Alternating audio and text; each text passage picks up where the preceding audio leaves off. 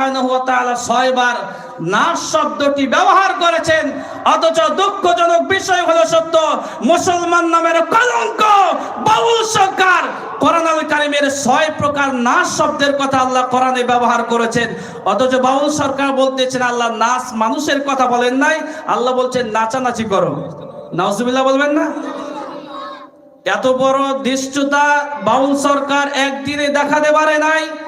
তার পিছনে রাঘব এবং বোয়ালের হাত আছে। কথা বলে ঠিক কিনা মুসলমান? আমরা বলতে চাই 92% মুসলমানের বাংলার জমিনে বসবাস করতে হলে ইসলাম মেনে, কোরআন মেনে, তাহজিব তামাত্তুম মেনে বসবাস করতে হবে। কোন বাউল সরকারকে আমরা বাংলার জমিনে আউল তাউল বলার জন্য আমরা ছেড়ে দিতে পারি না। কথা বলেন ঠিক কিনা মুসলমান? প্রিয় ভাইরা আমার, যে বাউল সম্পর্কে আল্লাহ সম্পর্কে বিষোদ্গার করেছে, আমার আল্লাহর আকাশ চুম্বি মর্যাদার বিরুদ্ধে কালিমা লেপন করবার চেষ্টা করেছে, বাউল সরকারকে গ্রেফতার করা হয়েছে।